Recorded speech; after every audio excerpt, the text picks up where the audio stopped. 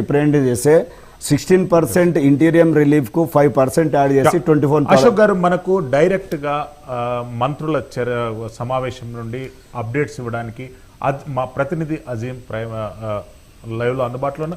అజీం, ఏంటి అప్డేట్స్ మీకున్న phone in లో?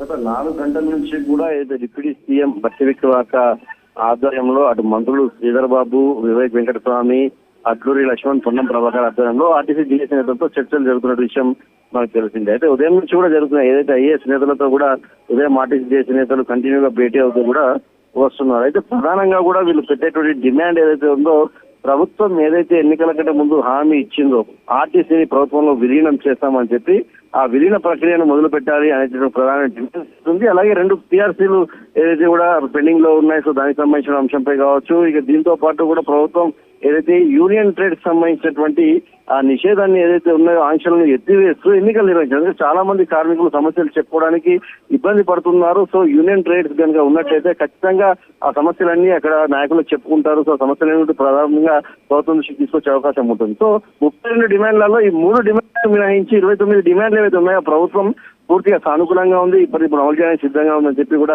రవాణా శాఖ మంత్రి కావచ్చు, ఇతర మంత్రులు అందరూ కూడా ఇప్పటికే పదే చెప్పుకుంటూ వస్తున్నారు. సో దీనికి సంబంధించి కూడా ఆర్టీసీ చేసే కార్మికులు ఏదైతే లిఖిత పూర్వకంగా మాకు దీనికి సంబంధించినటువంటి హామీ ఇవ్వాలని చెప్పి వారు కోరుతున్నారు. ఇక మిగతా అంశాల్లో కూడా ఏదైతే ప్రభుత్వం ప్రస్తుతం రాష్ట్రం ఎంత అప్పుల్లో ఉందో అందరికీ తెలిసిన విషయమే. ఆర్థిక భారం ఎలా ఉందో మనకు అందరికీ తెలిసింది. సో ఒక పీఆర్సీ ఇవ్వాలన్నా సుమారు 2,500 నుంచి 3,000 కోట్ల వరకు ప్రభుత్వంపై భారం పడుతుంది. అలాగే ఏదైతే యూనియన్ ట్రేడ్ సంబంధించిన ఎన్నికలపై కూడా ప్రభుత్వం చర్చించడానికి సిద్ధంగా ఉంది. దీంతో పాటు ప్రభుత్వం విలీనం దిశగా ఏదైతే అడుగులు వేస్తాయనుకుంటూ దాని విషయంలో కూడా సిద్ధంగానే ఉంది. సో ఇవన్నీ కూడా ప్రభుత్వపరమైనటువంటి నిర్ణయాలు, క్యాబినెట్ లో కూర్చోవాలి, చర్చించాలి, తీసుకోవాల్సిన అంశం.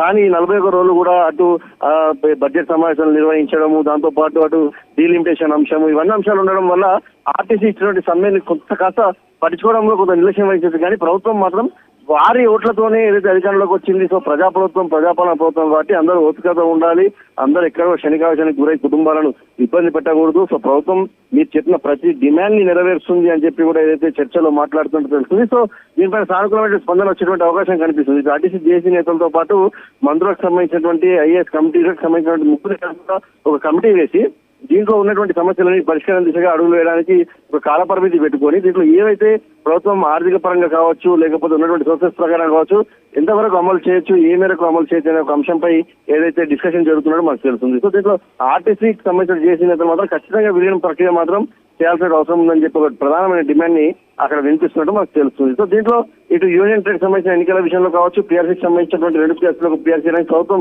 కాస్త సానుకూలంగా ఉన్నట్టు తెలుస్తుంది. సో మిగతా ఏదైతే విలీనకు సంబంధించిన ప్రక్రియ ఏదైతే దానిపై మాత్రం కాస్త కాల సమయం కావాలి. ఖచ్చితంగా కమిటీలు వేసి దాంట్లో ఆర్టీసీ జేఏసీ నాయకుల్ని కూడా ఇన్వాల్వ్ చేస్తాం, కమిటీలో ఇన్వాల్వ్ చేసి ఏదైతే దానికి సంబంధించిన ప్రక్రియ ఏదైతే ఉంటుందో ఆ ప్రక్రియకు సంబంధించిన పూర్తి అంశాలను కూడా స్టడీ చేసిన తర్వాత ఆ ప్రక్రియకు ముందుకు కొనసాగే విధంగా వెళ్తామని చెప్పి కూడా ఆర్టీసీ జేఏసీ నేతల ముందు ప్రభుత్వానికి సంబంధించిన పెద్దలందరూ కూడా ఏదైతే విజ్ఞప్తి చేస్తున్నట్టు తెలుస్తుంది. సో మరి కాసేపట్లో దీనికి సంబంధించినటువంటి అఫీషియల్ ప్రెస్ మీట్ కావచ్చు, ప్రకటన కావచ్చు వచ్చేటువంటి కూడా అవకాశం ఉంది. సో దాదాపుగా సఫలమైనటువంటి అవకాశాలు ఎక్కువ కనిపిస్తున్నాయి. అంటే ఆర్టీసీ జేఏసీ నేతలు కూడా గతం నుంచి కూడా చెప్పుకుంటున్నారు, మేము సమ్మె చేయడానికి ఇంట్రెస్ట్ గా లేము, ప్రభుత్వం మా సమస్యలు వారు ఇచ్చినటువంటి హామీలు నెరవేర్చినట్టయితే మేము కూడా సిద్ధంగానే ఉన్నామని చెప్పి కూడా చెప్పుకుంటూ వస్తున్నాం. సో ఇదే రకమైనటువంటి పరిష్కారం దిశగా ప్రభుత్వం అడుగులు వేసే దిశగా ఏదైతే మరి కాసేపట్లో దీనికి సంబంధించినటువంటి ఒక పాజిటివ్ నోటు ఏదైతే రాబోతున్నట్టయితే ఇక్కడ సెక్రటరీ వర్గాల్లో అయితే వార్తలు వినిపిస్తున్నాయి. సో సమ్మె పాట వీడేటువంటి అవకాశాలు ఎక్కువ ఉన్నట్టయితే వార్తలు వినిపిస్తున్నాయి. మరి ఏ మేరకు ఏ డిమాండ్స్ ఏ మేరకు అంగీకరిస్తున్నారు, సో ఏ డిమాండ్ ని ఏ మేరకు కాల సమయానికి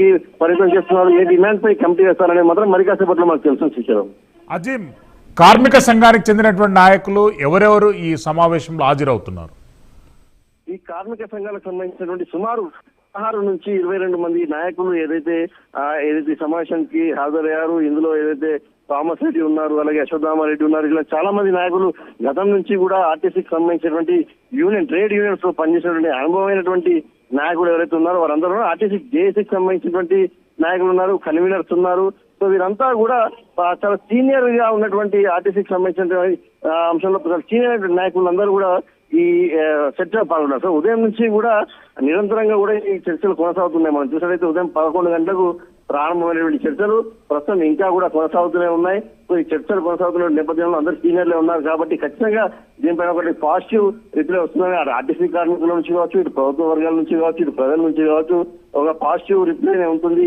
బస్సులు కూడా రోడ్ ఎక్కుతాయని ఒక ఆశాభావంతో అయితే ఉన్నారు. సో వారందరూ కూడా ప్రధానమైన డిమాండ్స్ 29 డిమాండ్స్ ప్రభుత్వం ఒప్పుకుంది. కానీ ప్రధానమైన డిమాండ్లు 3 డిమాండ్లు అని చెప్పి చెప్పుకుంటూ వస్తున్నారు. కాబట్టి ఈ 3 డిమాండ్ల పైనే ప్రభుత్వం ఏ రకమైనటువంటి నిర్ణయం తీసుకుంటుంది, ఏ రకమైనటువంటి సమయం తీసుకుంటుంది, ఒకవేళ ప్రభుత్వం తీసుకునే సమయానికి ఆర్టీసీకి సంబంధించిన జేసీ నాయకులందరూ కూడా సిద్ధంగా ఉన్నారా, ఉంటే వారితో పాటు కలిపేసేటువంటి కమిటీకి సిద్ధంగా ఉన్నారా, ఉంటే కూడా దానికి ఏ మేరకు కాలపరిమితి పెట్టారు, ఒకవేళ డెడ్ లైన్ ఏమైనా పెట్టి ఆ డెడ్ లైన్ లోపు విధించకపోతే మేము మళ్ళీ సమ్మెకు దిగుదామని చెప్పి ఆర్టీసీ జేసీ నేతలు చెప్తున్నట్టు కూడా తెలుస్తుంది. మరి ఏ రకమైనటువంటి నిర్ణయం తీసుకుంటారా అనేది మాత్రం కాసేపులో ఏదైతే ఒక హాఫ్ అన్ అవర్ లో దీనిపై ఒక అధికారికంగా క్లారిటీ వచ్చేటువంటి అవకాశాలు మనకు కనిపిస్తున్నాయి.